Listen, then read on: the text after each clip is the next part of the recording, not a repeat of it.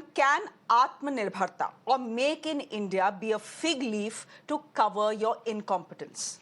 Especially when we are talking about fighter jets that are critical to our national security. That is the question we need to ask as the Indian Air Force Chief is going viral today for giving absolute hell to the Hindustan Aeronautical Limited that makes the much coveted Tejas aircraft. Here is what happened, ladies and gentlemen. At the Aero India show, which is currently underway in Bangalore, the Air Chief, Preet Singh, was captured giving a piece of his mind to HAL officials because the Defence PSU had once again missed a deadline on delivering the Tejas light combat aircraft. Now, the HAL has a 40-year history of missing deadlines. And Air Chief after Air Chief after Air Chief, the HAL, but it has had little impact on the PSU. The current Air Chief told the HAL officials that he doesn't have confidence in them or their organization, that they had promised a delivery of 11 Tejas Mark 1 aircraft, but not even a single one has been delivered so far. He said HAL is not in mission mode. And he also said everything is ho jayega, kar lenge for them. Point is, ladies and gentlemen, this rebuke, this lament, this frustration was caught on the mobile camera of a defense website. I cannot play it out for you. But fact is that Air Chief Preet Singh has been flagging off this Sarkari outlook of the HAL ever since he was the vice chief. At one point even saying that Atmanirbharta cannot come at the cost of the nation's defense.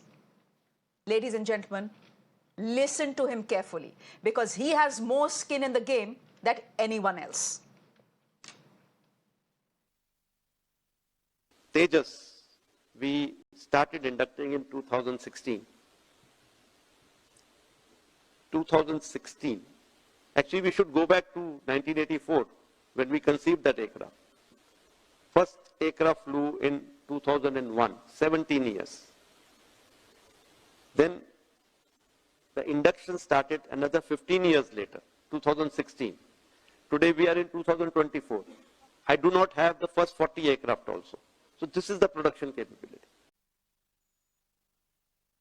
Atmanirbharta is what we are riding on, and all these contracts that I'm talking about, majority of them are with the Indian partners, Indian industry. But this Atmanirbharta cannot be at the cost of nation's defense. Nation's defense comes first and foremost.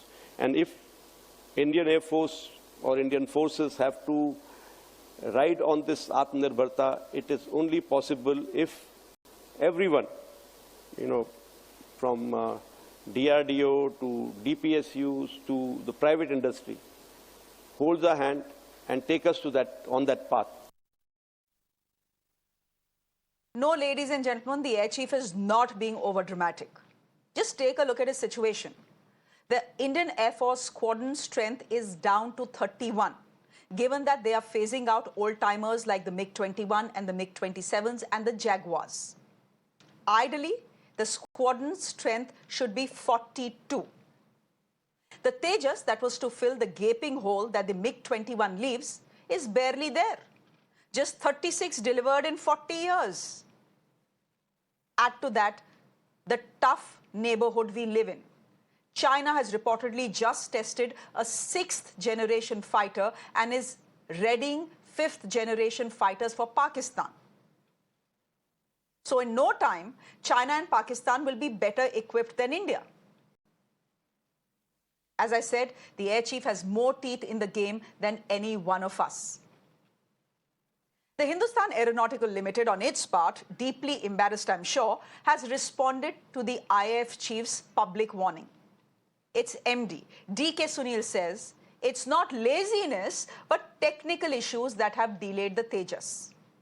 He partly blamed GE for not supplying engines on time and said that at least 3 top-end Tejases will now be supplied to the Air Force by the end of the year. Point is, the Indian Air Force has been hearing these excuses for the last 20 years. Ladies and gentlemen, India is the largest importer of weapons in the world. It's a strategically very vulnerable position to be in.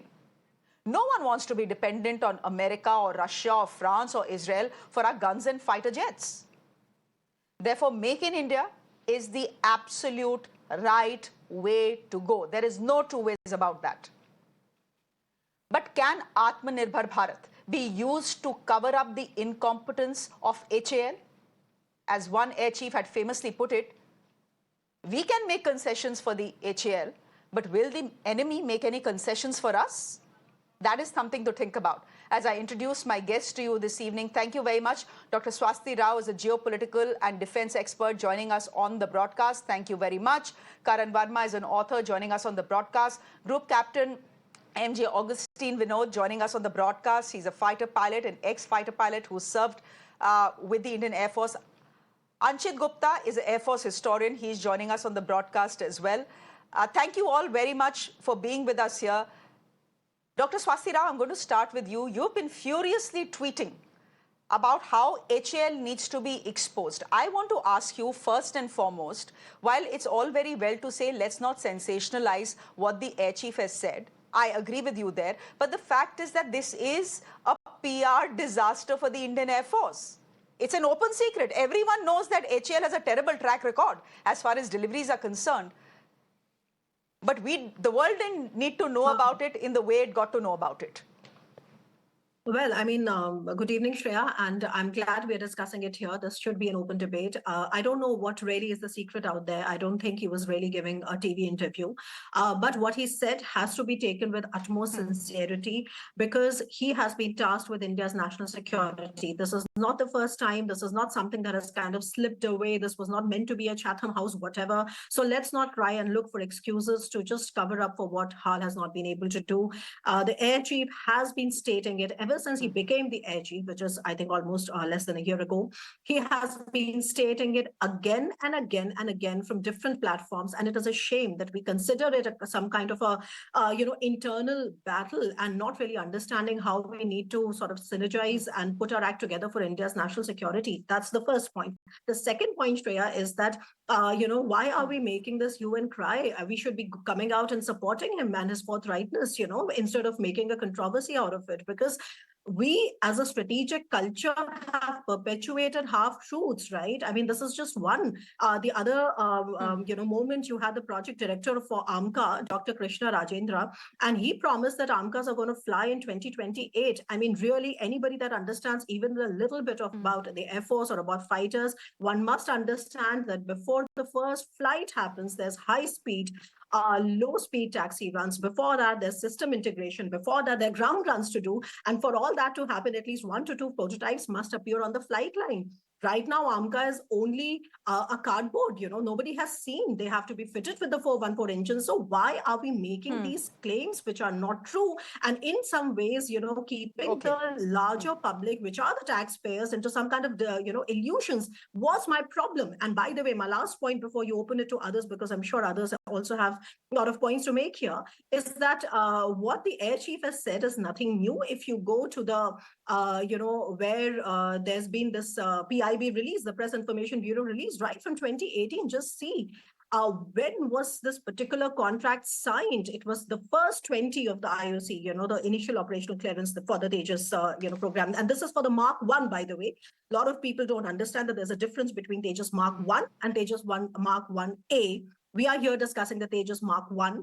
The first 20, initial operation clearance was signed in 2006. They were supposed to be completed by 2011. The second one was to be completed by 2016. And here we are in 2024, 2025, where we still do not have the promised aircraft. I think we really need to put our act together instead of saying that we need to cover this up and cover that up. Of course, it's out in the public domain. To do the math for our viewers, from 2006 to, thank you. From 2006, there are 20 aircraft. That's the contract that has been signed. Then 2010, another 20 aircraft. That contract is signed between the HAL and the Indian Air Force. It's 2025, 19 years down the line. 4 aircraft have still not been delivered. 36 out of 40 in 19 years, 4 are yet to be delivered. And therefore, can I just quickly bring in the Air Force historian here as well? Anchit Gupta, look at the response that has come from HAL. They're saying it's not laziness. All of you are saying we are very sarkari, we are very laid back, we don't care about deadlines, that this is babudam at its worst, etc., etc. But fact is, this is not laziness. There have been technical issues. That GE has delayed engines to us. We are waiting for those engines. Then they are also taking us all the way back to history and saying that after the nuclear tests, there were sanctions that were imposed because of which the project got delayed. ये सब बहानेबाजी है, Anchit, or is there some value and some truth to what HAL is saying? Thanks, Shreya. Thanks for having me over. I think we should zoom out on this a little bit. And if we take a 70-year view since independence of the HAL-IAF relationship, that gives a very poignant answer to why this is happening now. I think for the first 30 odd years of that relationship, the HAL and IAF had a great relationship. We got vampires in 1950. HT2 was developed by them in 54. Our chief, later to be chief ASPI engineer, became the MD of HAL in 58. Later on, PC Lal, Katre, all of them were very deeply involved. The relationship was one of cooperation. HAL got to design HF-24 in 1960s, got the Big Bang MiG-21 production contract as well in the 1960s, which ran over multiple series over 20 years. This is all on the good side. And this is what the public sees. This is what HAL would like us to believe. There's an Air Force side to this, which is a little less known. For everything that was delivered, there were parts that were not delivered in time, in full, as per specs. Correct. No two aircraft of the same type were identical as manufactured by HAL. They were all very unique and different because placements could vary by a little millimeter or centimeter, but that meant the aircraft were different. Maintenance was very different. Servicing overall, everything took longer and was not done in a time-bound manner. Most importantly, lives were lost as a result of this. If you look at over the 50, 60-year history of HAL manufactured aircraft, I'm sure a lot of lives were lost as a result of that. What does that do to trust? That is the question. Every Air Force officer, every Air Force chief that has come out so far has grown through this system, and that is the trust that they live with. It is incumbent on HAL to build trust. At every unique opportunity, there will be an excuse, there will be a rationale. But you put all of them cumulatively together, do we have trust or not is the deeper question. Was there a solution to the GE engines? Possibly there was. HAL probably knows it. Was there another solution offered? Possibly there was. But you zoom that out, I think the frustration the chief is echoing right now comes from a much deeper point than just the GE engine. Okay. Group Captain Vinod, do you understand that frustration as someone who served as a fighter pilot in the Indian Air Force and has seen some of his colleagues, his brothers in arms, die in plane crashes? I'm not saying Tejas. There's only one Tejas that has crashed so far. There is zero trust between the Indian Air Force and the HAL. Do you understand the outburst of the Indian Air Force chief, or do you have some sympathies for the HAL as well? Shreya, you couldn't have asked this question to maybe anybody in this Air Force. Probably I was the worst hit, and that is how I want to believe. We were 16 of us in Uttarlai, now we are only 8 of us alive. I picked up 8 in plastic bags. That is the kind of life I went through in my formative years flying a single engine fighter. The skin that you see is all new. I was involved in a crash post-takeoff, non-takeoff roll on a MiG-21 when engine burst, and I almost lost my legs. So I echo what Anchit is saying, what Chief is saying. But you need to understand 2 things, and that's for the viewers, and you probably understand more because you're from the Army background. You understand much better, but for the sake of our viewers, I'm saying this. Today, even if HAL pulls up its socks and start working and start producing like any other corporate would. The system of the HAL is such that if one man or couple of top leadership brings it up to some prop to explain this, if it brings it up to some standard, say somewhere here, when the man disappears, it will fall back to its lowest common denominator, which is the babudam, which is the 9 to 5 work culture where beyond 5 o'clock, if you have to call those people, you'll have to pay them overtime. And that is what they work for, overtime. Daytime में समय बिताते हैं, overtime के लिए काम करते हैं. And it is a fact. I mean, it is a known story. Anyone, you walk into HAL, Anchit walks into HAL, you can see it happening there. So I've been giving this example of Embraer versus HAL.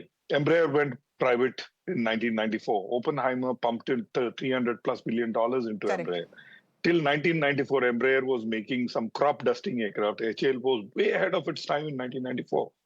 Where is Embraer today? And where is HAL today? With the aspect about Atmanirbhar that Shreya, you brought out, I believe Rajiv Kotyal is your relative. He's the one who first flew the HAL LCA, the first test pilot to fly the HAL. I had a word with him in Tejpur long time ago, and he left disillusioned by the fact that we are not catching up with the world. And I'm talking about early 2000. Sure. 2002, 2003. And where we are Sure. today, like Chief said, 40 aircraft not down the line. And one very important aspect, Shreya, that Chief said was, I understand there are no engines, but what about those 14 Mark 1 A's without the engine? Where are those? That is a question that he asked. So, Correct. I firmly believe Correct. privatization or private-public partnership is the way to go. Otherwise, like I showed here, when the man goes away, the HL will fall back to where it belongs right now, which is of inefficiency. Here's the point. You're going to Embraer. I won't even look that far. I'll just look at ISRO. This is an agency that competes with the best in the world. There is no reason why an HAL or a DRDO couldn't do it. But they haven't been able to do it. In fact, they are, they are just dragging us down with themselves. Karan Verma, just come in here as someone who's, who usually comes in defense of the government. My point is this. Tejas is our child. Hai na? It is made in India. It is our child. Is it the strongest child? No. Is it the brightest child? Absolutely not. But apna hai. We need to protect it. Absolutely. I understand that. But please tell me, this is a question that Swasti Rao is asking. This is a question everyone is asking. Can Atmanirbharta come in the way of national security, of operational readiness? Because that is what is happening. You need 42 squadrons. You are down to 31. You have China testing fighter jets, which no other country in the world has done. You have Pakistan getting 5th generation fighters from China. We live in a tough neighborhood. As Air Chief Dhanoa said, we can make concessions for HAL. Government can make concessions for HAL. But will the enemy make any concessions for the Indian Air Force? No, it's a very valid point, Shreya. And you are absolutely right. And I respect and accept the frustration people have towards HAL right now. Fine. But let me just put this in perspective. When you say Atmanirbhar Bharat is a fig leaf, or is it... This is not a fig leaf. It's not a fig leaf. In this case, that is what is happening. I got it. Now, Atmanirbhar Bharat is not just a word or a slogan. It's been a creed. I mean, look at the jump. And no other sector have we seen giant strides of Atmanirbhar Bharat as defense. 2014, we were producing weapons or defense production in our country was 47,000 crores. Do you know how much it is right now? It's 1,28,000 crores, almost 3 times the jump. Today, we are exporting defense equipment worth 21,000 crores, which is a 10-fold jump from 2014. So it's not that, we've not come a long way. I understand, Rome was not built in a day. I understand it's going to take some time. Just to give you perspective about HAL. HAL right now, this year, has clocked an annual turnover of 29,000 crores with 7,500 crores as profit. It is in a very strong position, and now is the time to implement some overhauling reforms. Till now, it was starved of resources. I remember in 2018, I did a debate on will HAL survive It is staring at an existential crisis from there to today, where they have an order book of 1 lakh crores. Another 1 lakh crores pending till 2030. So this is where HAL right now is. Of course, it needs reforms. Of course, things need to come up. Should it be privatized? Kyunki Not at all. Not Babudam at is all. coming in the way of efficiency, of competency. So financially, Bahane pe bahana, tariq pe tariq. financially and balance sheet wise, they've come a long way in the last 10 years. Right? The next natural step is to remove and weed out all inefficiencies. And you're right. I'm glad the air chief. For 40 years, I'm talking about the last 10 government years. has not been able to weed out incompetency I'm in talking a about the public last sector 10 years. unit. One second. I'm talking about the last 10 years. Before that, they were staring at an existential crisis. In the last 10 years, they've come a long way. You're right. Even I am, being impatient with this. We need to get this fixed because, as they all said, precious lives are being lost. Nothing can be more devastating than that. So now is the time, and I'm glad we've had this constructive criticism from the IAF. This is the kind of debate, this is the kind of criticism we need. We need to put the government in question. They need to do more. They've come a long way. They need to further go a long way, is how I see it. Dr. Rao, would you want to come in here? Shreya, so the point is that everybody understands that there has to be an overhaul, and there are numbers, and you can always give numbers. But you know what?